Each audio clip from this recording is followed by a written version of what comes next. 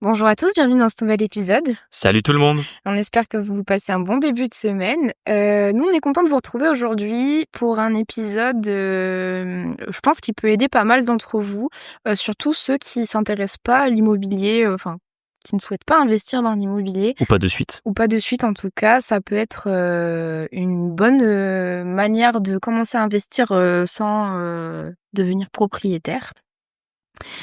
Pourquoi est-ce que déjà on pourrait ne pas vouloir investir dans l'immo?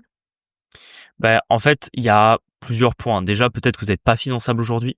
Ouais. C'est-à-dire que peut-être que aujourd'hui, vous n'avez pas de CDI, ou si vous venez de créer votre activité, vous savez que le financement va être compliqué. Vous avez peut-être pas le temps, surtout en mode si justement vous êtes en train de créer un business, vous voulez vous y consacrer à 100% et vous dites que c'est pas le moment de vous lancer dans l'investissement IMO parce que ça va vous demander de vous former, d'y passer beaucoup de temps, de faire beaucoup d'efforts et pour l'instant c'est pas dans vos objectifs à court terme. Vous avez peut-être aussi pas envie de gérer pour l'instant des locataires. Vous dites que ça peut être intéressant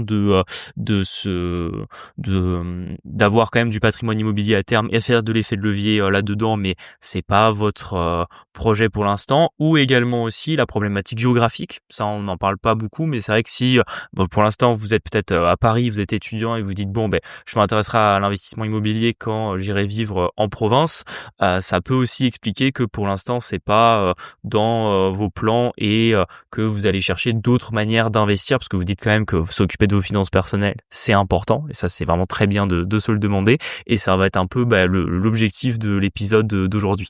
Ouais.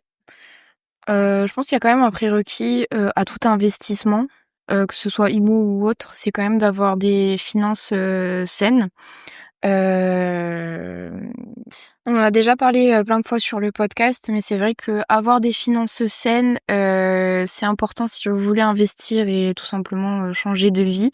Donc si Non, vous même honnêtement, désolé de te couper, mais c'est vraiment la base pour moi ouais, d'avoir des finances saines. C'est-à-dire que tout commence par là, en réalité. Je pense que si vous voulez être à l'aise dans votre vie, avoir une stabilité financière, c'est-à-dire maîtriser vos sorties d'argent et avoir des rentrées fiables ou en tout cas adapter ces sorties d'argent à ce qui va rentrer sur votre compte bancaire, vraiment, c'est la base de la base. Et je vois pas très bien ce que vous pourriez faire juste d'un point de vue de votre vie et également des investissements si ça vous intéresse, si vous n'avez pas déjà des finances qui sont bien tenues. exactement. Donc pour ceux qui ont déjà une épargne de sécurité, qui ont une gestion propre de leurs finances et le mindset plus ou moins ouvert à l'investissement, cet épisode est pour vous et on commence avec le premier levier. Je pense que tout le monde pense à ça en plus, quand tu dis: «Je veux pas investir dans l'immo», en fait, tu veux investir en bourse, tu vois? Sur des ETF ou des actions et ce qui est bien, c'est que c'est avec des petits montants, on peut déjà commencer à s'entraîner à investir en bourse.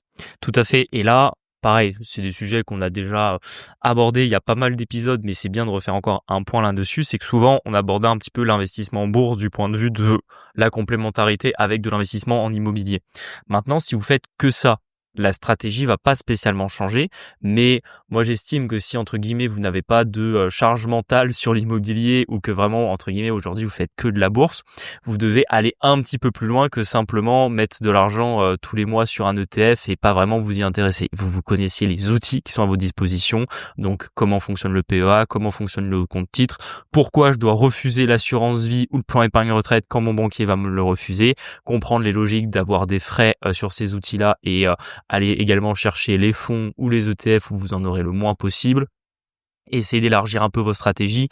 Certes, faire un DCA sur des ETF, c'est très bien. Et moi, c'est ce que je conseille à toutes les personnes qui veulent débuter et commencer à se construire une épargne en bourse. Maintenant, si c'est votre objectif principal, je pense qu'il y a des actions d'actions à dividendes que vous pouvez également développer, c'est-à-dire mettre en place des stratégies où vous allez choisir des actions qui vont vous rémunérer chaque année un montant de dividendes important et essayer d'attendre quand ces actions baissent un petit peu, d'essayer de les acheter à des prix pas trop élevés. Comme ça, vous allez maximiser en fait votre taux de rendement sur une action. Je donne un exemple tout bête. L'action Crédit Agricole, par exemple, elle distribue à peu près 1 euro de dividende par an. Si vous l'achetez à 10 euros, ça veut dire qu'en fait, elle va vous distribuer 10% de rendement. Maintenant, si vous l'achetez à 15, entre guillemets, vous n'êtes plus qu'à 7% de rendement, donc c'est quand même moins intéressant. Donc c'est pour ça qu'il y a vraiment des logiques à comprendre là-dessus et des choses à mettre en place. Et vous devez également automatiser votre stratégie et avoir un plan et dans l'idée que ce capital-là, il atteigne une certaine somme, on va dire à horizon 5 ans, à horizon 10 ans, comprendre également qu'il y aura de la volatilité sur votre portefeuille et que vous ne devez pas paniquer et bien respecter son plan là-dessus. Pour moi, c'est vraiment la base. Je pense que ça fait partie des classes d'actifs aussi où c'est quand même assez facile de se former. En tout cas, vous n'avez pas besoin, je pense, de dépenser des milliers d'euros de formation pour avoir la connaissance. Il y a beaucoup de podcasts, il y a beaucoup de chaînes YouTube qui vous donnent de la connaissance théorique, je dirais. Et au moins là, vous pouvez commencer avec des petites sommes pour vous faire un petit peu la main et prendre de l'expérience dessus. Donc en vrai, très bon moyen d'investir. Et si vous voulez faire de l'IMO, bah en fait c'est un moyen de diversifier aussi. Enfin, je pense qu'on peut encourager tout le monde à le faire. Ah mais complètement, en fait, à partir du moment où vous commencez à avoir un petit peu d'argent de côté, c'est assez bête de le laisser sur son livret A et d'attendre l'appel du banquier qui va vous proposer une assurance vie à 3% de frais par an. Alors Ça, vous avez 25 ans, c'est. Voilà, c'est ça. Alors que vous avez 25 ans, c'est vraiment pas la bonne stratégie à avoir. Faut que vous décidiez vous-même de commencer à le faire, que vous regardiez. Moi, honnêtement, si on n'avait pas de problématique d'avoir besoin de faire des prêts immobiliers dans des banques, je pense qu'honnêtement, j'aurais qu'un compte dans une banque en ligne et j'aurais mon compte bourse sur Trade Republic. Très sincèrement, c'est comme ça que je le ferai parce que c'est eux qui sont le moins chers actuellement. Je pense qu'il faut y passer un petit peu de temps quand même si vous n'avez pas besoin de devenir un trader d'une grande banque pour pouvoir investir en bourse, mais voilà, il y a quelque chose de simple à savoir et quand vous aurez fait un petit peu le tour, je pense, de cette classe d'actifs, vous pourrez mettre en place votre stratégie et ça vous permettra déjà d'avoir finalement un capital qui commence à vous procurer des intérêts chaque année et qui va grossir d'année en année à la fois par le biais de ce que vous allez rajouter au fur et à mesure de vos revenus et également du fait des intérêts composés que vous allez faire au sein de celui-ci. Deuxième classe d'actifs. Alors celui-là, bah du coup c'est la crypto et les actifs numériques. Mais j'ai l'impression que soit les gens ont une forte appétence pour ça, soit vraiment ils sont très refroidis. Soit ils sont allergiques, ouais. C'est un truc de zinzin. On en a déjà parlé aussi 15 000 fois sur le podcast. Pour nous, c'est quand même une opportunité à saisir, les cryptos. On est au début d'une technologie. Alors on n'a pas trop de chance dans notre génération, mais celle-là quand même, Merlich, c'est pour nous. Donc s'en saisir, je pense que c'est une bonne idée. Et pareil, je pense qu'avec des petites sommes, en vrai, tu peux déjà tester un petit peu, prendre des positions, essayer de faire tes premiers gains, sans trop de risques, je pense en tout cas. Je suis totalement d'accord avec toi là-dessus. Franchement, si on n'avait jamais fait d'immobilier, je pense que ça aurait été la classe d'actifs où j'aurais passé le plus de temps, où j'aurais mis le plus d'énergie pour me former et clairement là où j'aurais mis toute l'épargne ou en tout cas tout ce que j'aurais pu mettre de côté chaque mois, j'aurais investi en crypto parce que pour moi, on a un ratio de risque-bénéfice qui est plus élevé qu'en bourse et en plus, il y a justement un peu cette prime de risque pour l'instant qui est du fait que justement, il y a des gens qui sont allergiques et qui n'y vont pas, qui fait que entre guillemets, les premiers arrivés sont les premiers servis. Pour moi, c'est une des choses qui explique majoritairement qu'aujourd'hui, on a des performances qui sont bien supérieur en crypto que ce qu'on peut avoir en bourse. Maintenant, c'est pas dénué de risque, hein, ça vous le savez, quand on investit sur des petites capitalisations, sur des projets qui peuvent être des arnaques, sur des tokens qui ne servent à rien, il peut y avoir des problématiques et vous pouvez avoir votre investissement qui va à zéro. C'est pour ça que, encore plus qu'en bourse, il faut développer quand même une stratégie assez poussée et ne pas faire n'importe quoi. Mais je pense que vous avez vraiment des choses à faire, à creuser vraiment l'univers crypto parce que on dit toujours oui, mais c'est bien, les actions, vous avez du dividende, alors que le problème c'est que les cryptos ça rapporte rien. Alors oui, les cryptos c'est pas une action, ça va pas vous payer un dividende chaque année, mais vous avez des manières de pouvoir le stacker, de pouvoir le prêter à éventuellement d'autres utilisateurs par le biais de plateformes qui proposent ce type de services numériques et vous pouvez comme ça faire des rendements entre 2 et 8% par an. Vous avez aussi les airdrops dont on a déjà parlé dans... Toi, tu fais pas mal en plus d'airdrops en vrai. Moi, je m'y suis mis effectivement assez récemment parce que je me suis dit que c'était intéressant déjà d'apprendre là-dedans. Je trouve super intéressant de voir un peu mieux comment fonctionne la finance décentralisée et d'y consacrer un petit peu de temps pour essayer d'avoir un peu l'argent gratuit des éventuels projets pour lesquels vous auriez aidé à développer la chose, tout simplement par le biais de faire des transactions. On va pas se mentir. Souvent, ceux qui disent oui, j'ai aidé à un projet, en fait, vous avez juste fait des transactions. C'est ça qui a fait la publicité du projet et qui a permis de voir s'il y avait des éventuels bugs pour aider les développeurs à l'améliorer. Et en échange, ils vont vous donner une petite partie des tokens au moment où ils vont créer le leur. Après, toujours pareil, faire attention. C'est pas parce que vous avez un airdrop que forcément c'est-à-dire que le token va servir à quelque chose. Des fois, il y a des tokens qui ne servent à rien. Au premier airdrop, le truc il va quasiment à zéro. Ça arrive très souvent aussi. Mais c'est vraiment idéal, je pense, pour quelqu'un qui ne ferait pas d'immobilier, qui aurait du temps à consacrer, qui voudrait investir, qui voudrait se créer un vrai patrimoine et une source de revenus complémentaires, de creuser beaucoup plus ces classes d'actifs. En plus, je pense qu'il y a plein d'opportunités sur les cryptos, comme tu disais, avec les airdrops, etc. Même si un jour, enfin, je sais pas, ça peut venir à n'importe qui, une idée de projet qu'on met en finance décentralisée, ça peut le faire aussi. Donc, faut être quand même assez ouvert d'esprit, je pense. Et juste par contre au niveau de la sécurité, parce que quand même on n'est pas, enfin c'est comme, il y a quand même pas mal de scams, etc. Si vous voulez vraiment sécuriser le truc, n'hésitez pas à prendre des ledgers. Des sites phrases, etc. Ça permettra de sécuriser vos tokens, c'est comme ça qu'on dit? Oui, c'est ça, tout à fait. Après ça, c'est quand vous allez un peu sortir des plateformes. Si vous Ouais, je restez juste pense. sur de l'investissement, on va dire sur les grosses plateformes, Team Coinbase, Kraken, Binance, etc. Vous n'avez pas forcément besoin de vous poser la question des ledgers et des autres cold wallet, hot wallet, etc. Mais si vous voulez aller un peu plus loin, faire de la DeFi, faire des airdrops, ça c'est sûr que vous allez devoir un peu vous creuser la tête et comprendre comment ça fonctionne. C'est pas, en fait, c'est juste une nouvelle manière de faire. En fait, si vous voulez, la première fois que vous avez reçu une carte bancaire quand vous aviez 15 ou 18 ans, il y avait les numéros de la carte bancaire, la date de fin de validation, le code secret, le fait de mettre la carte dans le bon sens dans le lecteur, etc. Voilà, ça c'est des choses que vous avez appris. La première fois, ça vous paraissait peut-être pas naturel. Utiliser une ledger, une seed phrase, etc. C'est tout à fait pareil. C'est pas beaucoup plus compliqué une fois que vous savez. En fait, c'est pas quelque chose où vous allez tous les jours vous dire ah mon dieu j'ai oublié depuis hier. Non, vous le faites une fois, deux fois, trois fois et après vous avez compris comment ça fonctionne. Troisième type Peut-être ah juste pardon. dernier point, je te coupe. Oh, vas-y. Je viens d'y Vas-y, penser. vas-y. Peut-être dernier point là-dessus, faites juste attention. Alors en bourse aussi, il existe des arnaques. Moi, j'en ai vu. Il y avait des clients des fois qui se sont fait piquer des milliers d'euros parce qu'on leur a promis qu'ils pouvaient investir sur un nouvel ETF à la mode qui allait faire 40% par an, etc. Faites très attention. En crypto, ça existe encore plus. Tout un tas d'arnaques. On va vous promettre des rendements super élevés. Ce qu'il faut vraiment comprendre, et ça, c'est vraiment la base quand vous n'avez jamais fait d'investissement en bourse ou en crypto, c'est qu'il y a une notion de risque dans le montant total de ce que vous pouvez gagner en investissant dedans. Je vous donne un truc bête, on dit que la bourse, ça fait en moyenne 10% par an quand vous investissez sur le MSCI World, donc on va dire que la bourse chaque année monte à peu près de 10%, c'est ce que vous pouvez espérer gagner. Ça, c'est en prenant un peu le risque basique de 10%, c'est-à-dire que vous n'avez pas de garantie en capital, vous allez avoir de la volatilité sur vos actifs et vous faites pas quelque chose de beaucoup plus compliqué que simplement acheter le marché. Maintenant, quand en général vous allez avoir moins de 10% de renta, c'est soit que l'outil par lequel vous allez passer vous prend des frais qui sont trop importants et que du coup vous allez recevoir moins que 8%, mais vous avez moins que 10%, pardon, mais vous allez avoir un risque supérieur.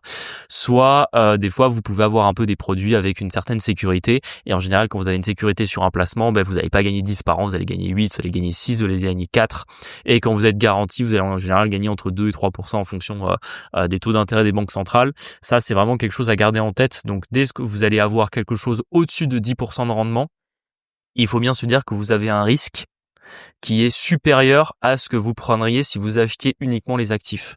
Donc c'est pour ça que quand des fois moi je vois des choses passer en mode oui mais là il y a un nouveau placement à la mode qui permet de faire 50% de rendement par an sur que ce soit un fonds action ou plus souvent une nouvelle crypto ou une nouvelle manière de prêter de l'argent ou etc. Enfin, bref, ils peuvent utiliser plein de mots compliqués pour vous expliquer ce qu'ils font. Faut bien comprendre que si quelqu'un trouve une manière de faire 50% de rendement par an, en fait, il va pas le partager, il va le garder pour lui, il va mettre toute son épargne dessus. Donc vraiment le sans risque, déjà c'est très rare ou alors vous gagnez pas grand chose, mais avoir plus de 10%, soit vous prenez beaucoup de risques, soit si vous gagnez plus de 10% et qu'on vous dit qu'il n'y a pas de risque, en général c'est que c'est un scam et ça c'est super important à comprendre parce que vraiment quand vous comprenez ça, vous avez beaucoup moins de questions à vous poser quand on va justement vous parler d'une arnaque, vous montrer quelque chose en vous disant non mais regardez ça c'est tout nouveau, personne n'en a entendu parler, vraiment investissez là-dedans, ça va vous rendre riche, etc. Ça c'est vraiment les choses à reconnaître de ce qu'est une arnaque, une fraude, que ce soit en crypto ou en bourse. Ouais. Julien pourrait parler de ça, pendant des heures. Ouais, bah, en fait, c'est super important et vraiment pour moi, c'est la base et je pense même que, tu peux, en fait, déjà gagner de l'argent, ça veut dire ne pas en perdre. Tu vois ce que je veux Ouais, dire? c'est vrai. Si déjà tu en perds pas, c'est déjà un bon début et il y a beaucoup de manières où tu peux un peu perdre de l'argent dans cette classe d'actifs parce que justement, c'est nouveau, et justement, on va jouer sur la crédulité des gens et sur l'appât du gain et sur le FOMO de te Émotion, ouais. dire ouais, c'est ça, sur le fait de, bah, tu veux changer ta vie. Regarde, tu as 10 000 €, je peux te promettre qu'à la fin de l'année, je te l'aurai transformé en 20 ou 30 000 €. C'est impossible, ça ne marche pas comme ça. Peut-être en crypto, si vous faites les bons choix, vous achetez les bons tokens, vous pourrez faire des gros chiffres, mais jamais personne va le faire à votre place parce que déjà, s'il arrivait à le faire pour lui, il aurait pas besoin de vous le proposer en fait. Rien n'est facile, rien n'est gratuit. Exactement. Prochaine classe d'actifs, alors c'est pas vraiment un actif, mais c'est plutôt créer un business, un side business scalable. Ça, c'est fou parce que dans nos élèves, il y en a quand même quelques-uns qui font, en plus de leur job, en plus de l'IMO, ou bourse et cetera, ils font, Une petite activité ouais, annexe, tout à fait. ils développent des trucs. Alors, ils te disent ils savent pas si ça va fonctionner ou pas, mais l'idée est bonne, ils ont un développeur, ils partagent, enfin comment dire? Ils réfléchissent à la commercialisation et cetera et en vrai, je trouve que c'est super smart et c'est une manière, aussi d'investir son temps et un petit peu son argent, vraiment intéressant. Oui, je suis totalement d'accord avec toi là-dessus. En fait, vous avez toujours des compétences que vous pouvez monétiser. Ça peut être des choses simples. Peut-être que vous êtes photographe amateur et vous aimez beaucoup la photo. Et en fait, il y a toujours des gens qui cherchent des photographes semi-pro pour des mariages, des événements, peu importe. Vous avez une compétence digitale, que ce soit dans l'IT parce que vous savez développer ou alors simplement vous savez gérer des médias. Vous pouvez être community manager et il y a beaucoup en fait de profils comme ça. Vous n'avez pas besoin d'être le plus grand expert reconnu d'un domaine pour pouvoir gagner de l'argent dedans. Et en fait, c'est en telle explosion le fait justement d'avoir comme ça dans les activités du service, d'avoir des besoins ponctuels que c'est des petites activités que vous pouvez comme ça développer. Et franchement, moi je vous encourage à fond à le faire, surtout si vous faites pas d'immobilier, vous êtes peut-être un peu coincé dans votre job en salarié aujourd'hui, vous cherchez un peu un sens à tout ça, une éventuelle porte de sortie. Pour moi, c'est une première étape déjà de tester une activité à son compte, justement en lançant ce type d'activité, de la faire pousser au maximum, de voir peut-être ça deviendra votre activité principale. Dans le pire des cas, ça vous fera une expérience et surtout vous aurez gagné du cash qui vous permettra de mettre encore plus d'argent de côté, éventuellement de plus investir en bourse ou alors de préparer un apport pour une future opération immobilière quand vous aurez décidé que c'est le moment de passer à l'action. Surtout, je pense qu'au début, c'est pas des trucs qui prennent ultra de temps, tu vois? Le temps de développer un projet, on se rend pas compte, mais en fait, c'est super lent. Il y a des petites actions à mettre en place qui sont pas forcément, chronophages, mais il faut les faire et elles dépendent souvent les unes des autres. Donc, étape 1, faire ça, un petit peu de temps, qui donne l'étape 2, un petit peu de temps et en fait, je pense qu'à côté d'un job salarié ou, une vie d'investisseur, en vrai, c'est quand même faisable. Sinon, il y a racheter une entreprise existante. Ça, on l'a déjà vu plein de fois aussi et Oh, on n'en a pas parlé tant que ça, je trouve. du rachat moi, je l'ai Ouais. vu pas mal en compta, en fait. Oui, toi, tu l'as vu beaucoup, mais je veux dire, Et dans le podcast, aussi, pour le coup. on avait reçu, la Fabrique des investisseurs, Oui, Jérôme, pardon, voilà, je oui. cherchais le prénom. Lui, c'est ce qu'il avait fait, en fait, alors, son métier, c'est chasseur de biens, mais à côté, il a racheté un site internet, donc c'est une entreprise, je suppose, Oui. derrière, et ça lui permet, du coup, de diversifier aussi ses revenus, par rapport à son activité principale. Tout à fait. Après, bon, ça, on va dire, c'est quand tu essaies de te diversifier, tu rachètes un peu des actifs. Moi, honnêtement, je trouve dans le rachat d'entreprise, pour moi, ce qu'il faut viser en réalité, c'est votre capacité d'endettement, parce que justement, on parle toujours que un des actifs que vous avez, c'est votre capacité à pouvoir lever de la dette, souvent pour acheter de l'immobilier, mais justement, comme le but de cet épisode, c'est de voir ce que vous pouvez faire si vous ne touchez pas à l'IMO. Vous avez toujours cette capacité d'endettement qui existe, plutôt que de la mettre dans votre résidence principale ou dans des voitures en crédit. Vous pouvez tout à fait la mettre dans le fait de racheter une boîte qui est déjà existante. Ça peut être un commerce physique, peu importe, un restaurant, un salon d'esthétique, une boîte de service ou même des fois des boîtes industrielles ou même des magasins. Ça peut être énormément de choses en fonction des compétences que vous avez, des envies que vous avez là-dedans. Et en réalité, il y a énormément de chefs d'entreprise de la génération des boomers qui commencent à être relativement vieux et qui arrivent à un moment donné où ils sont prêts, alors peut-être pas à brader leurs entreprises quand elles marchent bien, mais en tout cas à les vendre à des prix intéressants, parce que le problème c'est qu'il y a de moins en moins de personnes intéressées au rachat d'entreprises, parce que en réalité c'est un peu toute une génération qui est en train de vieillir et qui se rapproche de la retraite. Et moi je le voyais tous les jours quand j'étais banquier d'affaires, j'avais comme ça des clients qui m'approchaient les 70 ans, qui n'avaient pas toujours pas Oui, trouvé de repreneur à leur entreprise. l'imprimeur, un de tes clients qui était imprimeur, parce C'était qu'en fait, imprimeur. en fait, ça se rachète pas parce qu'on fait de moins en moins de papier et pourtant il avait pas mal de salariés. En fait, ça fait un peu de peine parce que Ouais. du coup, quand il disparaîtra, je pense que sa boîte cessera. Et oui, personne voulait la racheter son entreprise. Tout à fait. Mais après, j'ai d'autres exemples que lui. J'avais un autre exemple de quelqu'un dans l'immobilier. J'en avais aussi un autre qui avait une franchise d'Arty, tu vois. Il y a pas mal de business comme ça qui tournent, qui en fait sont déjà optimisés.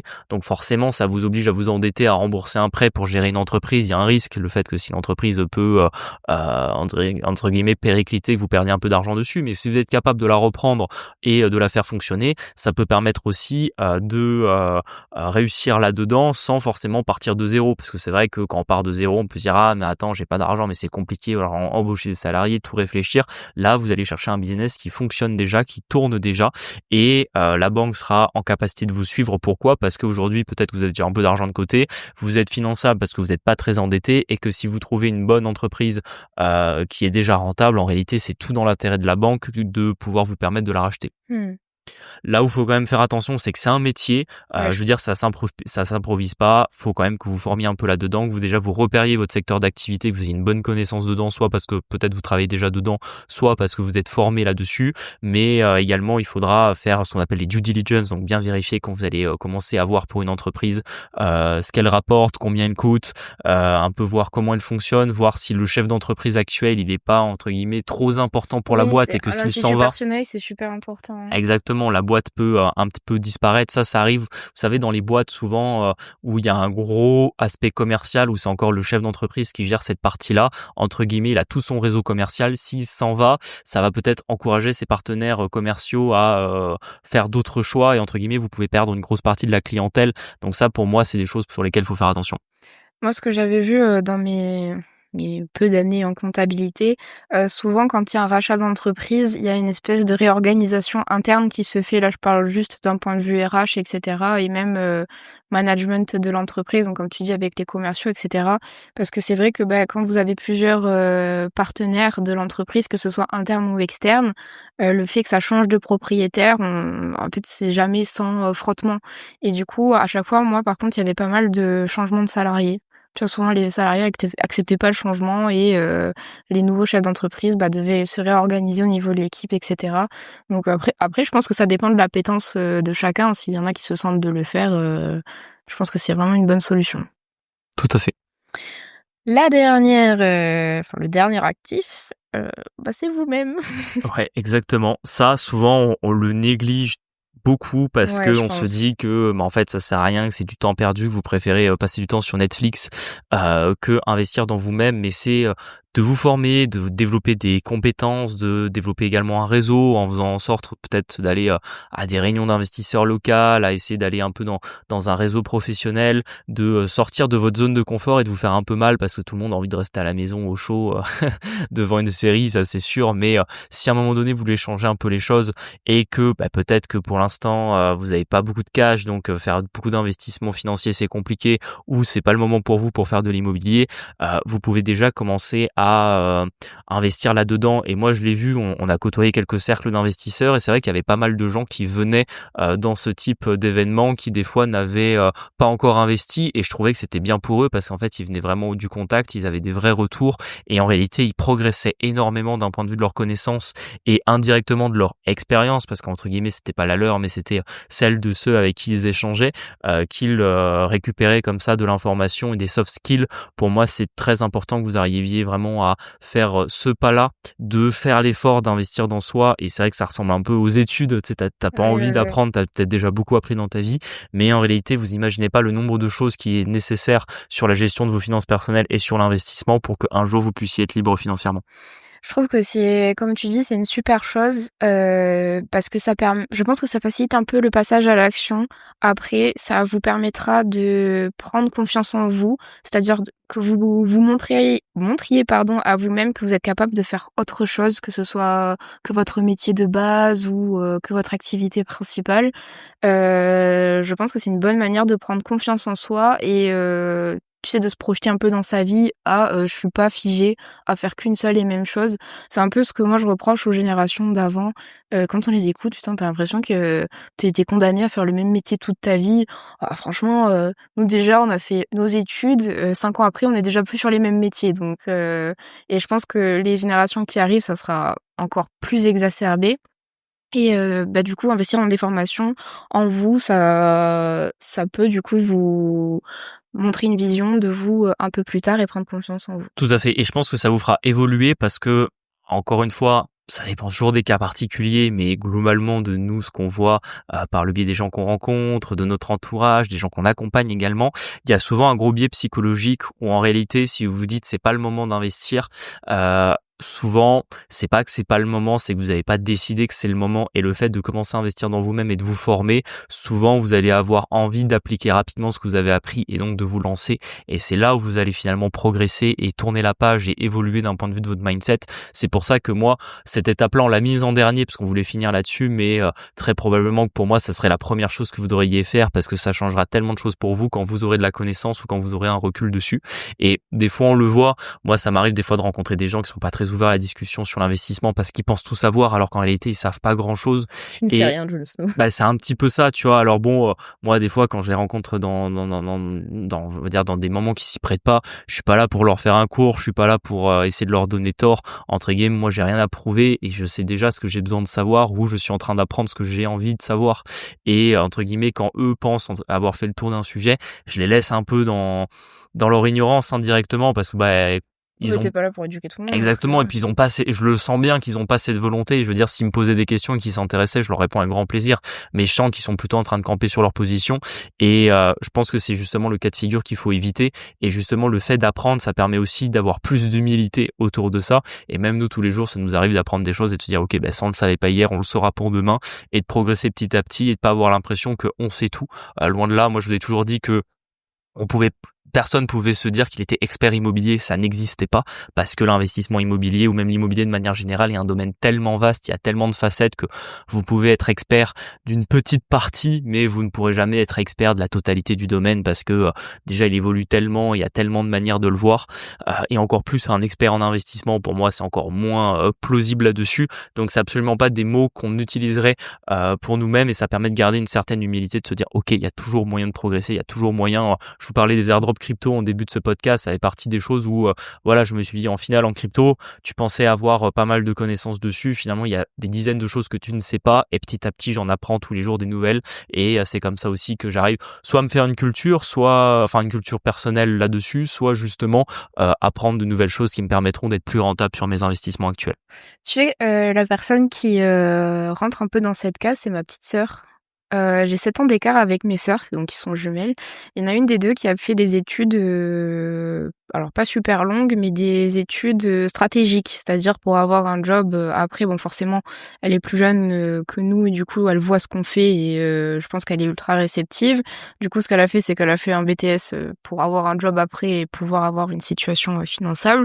Et elle vient de claquer ses économies dans Elle vient de claquer ses économies dans une formation qui n'a rien à voir, c'est du community management parce qu'elle veut se faire plus de sous que ce que son CDI lui propose d'ici 1 an. Et en vrai, je trouve ça fou, tu vois, je trouve la maturité qu'il faut pour faire ça. Et en fait, comme quoi, tout est possible si vous le voulez et si vous êtes prêt à prendre les bonnes décisions. Juste moi, par contre, par rapport à la formation, il y a quand même 2-3 trucs que je vois au niveau des warnings.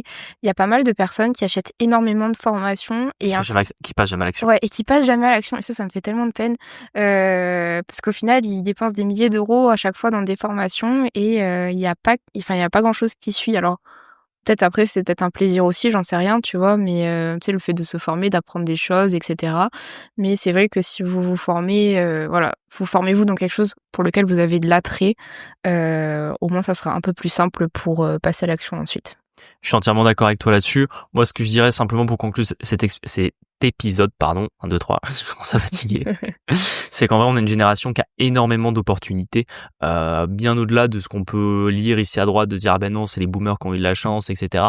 Certes, il y a plus de choses qui étaient faciles à leur époque et ça, on en a déjà parlé ensemble, mais par le biais d'Internet, par le biais de la connaissance et de la facilité d'accès aujourd'hui, il y a vraiment beaucoup de choses qui fait que n'importe qui part pas avec les meilleures cartes, qui vient pas d'une famille d'investisseurs, d'entrepreneurs, peut réussir ces choses-là de son côté. Et pour moi, la vraie question, c'est avec quoi je vais commencer et quand est-ce que je vais commencer? La réponse, c'est maintenant et qu'il faut être prêt à faire les bons choix. C'est clair. On vous remercie d'avoir écouté cet épisode. N'hésitez pas à vous abonner sur nos plateformes et à nous mettre 5 étoiles, à nous suivre sur Instagram du podcast Quitte le Boomer Dream et la Flouserie. On essaye d'alimenter surtout la Flouserie toutes les semaines. On se dit à la semaine prochaine pour un nouvel épisode. Salut, bientôt. Ciao. Ciao.